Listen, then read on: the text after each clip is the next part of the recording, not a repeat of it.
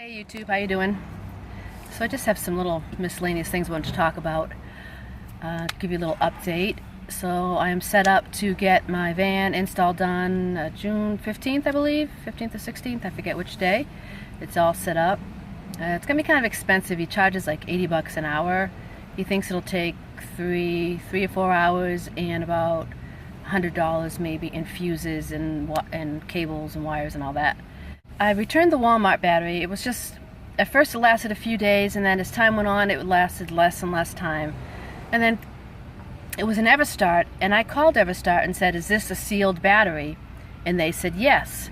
I said, so it's not, doesn't off-gas? And they said, correct, it does not off-gas, it's sealed.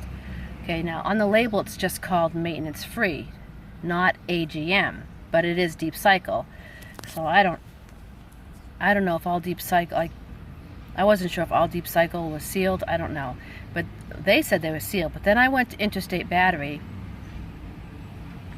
because I was thinking about buying from them because they have stores all over the country and they have good warranties and stuff. So they said if it has those caps on top, you know, those rectangular caps, then it's not sealed. So it does off gas when it's charging or whatever. I'm not sure which. So I don't know who to believe. You guys tell me, does that mean if it has those little rectangular caps, even if it's maintenance free, does that mean gas does leak out of those caps? So I got a new one. Let me show it to you.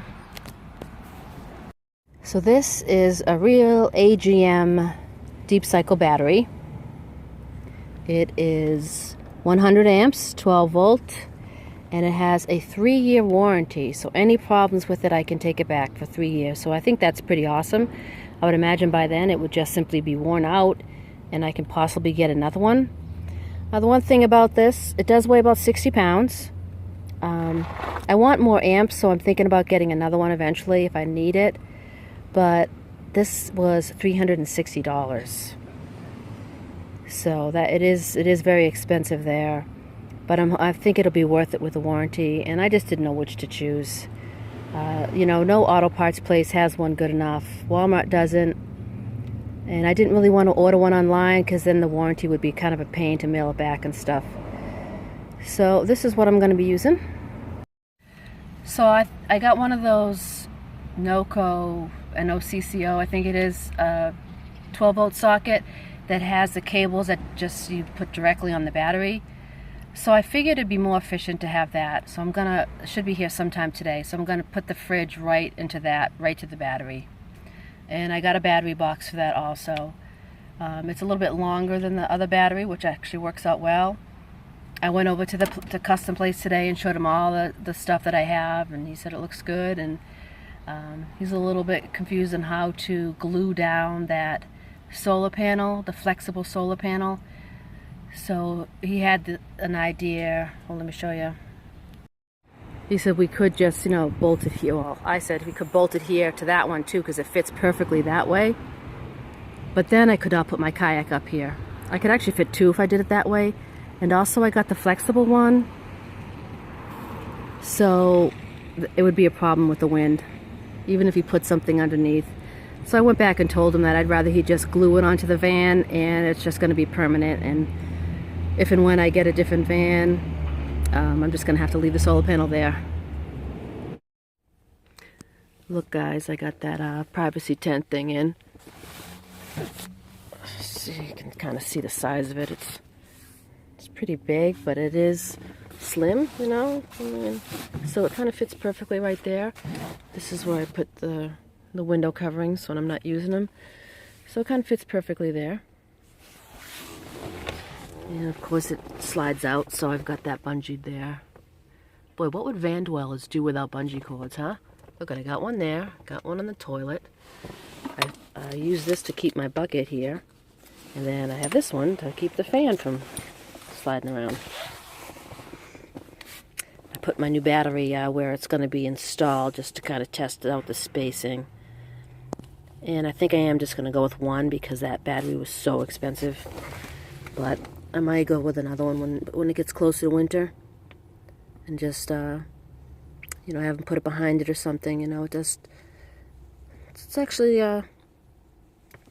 Kind of a good spot for it, and I can still fit my other two storage things. Look what I have to do in order to get my the window covering in the back. It kind of just gets kind of worn because I kind of have to bend it a little bit to get it around the paper towels. So it ends up falling. So I just stick my sneakers back there like that. I love to multi-purpose an item. So I didn't even, I'm in my driveway, so I didn't even close my curtains all the way. Just a little bit. Because there's really, you can't really see too much when you're looking in this way. You know, I dream of the day when living in your vehicle is so commonplace and just maybe even legal everywhere, you know, or maybe there's specified spots where they say you can do it. You know what? We need a van dweller to run for Senate or Congress or something. I vote Dan Travels. Yeah, Dan Travels would make a good senator or congressman, and we should get some laws passed that makes van dwelling, you know, maybe put some restrictions on it about, you know, you have to leave no trace and stuff like that, and maybe locations where you can park. But wouldn't that be cool that if we just didn't have to hide? You know, we could just like sleep, you know, sleep with our windows down and our curtains open if we wanted to.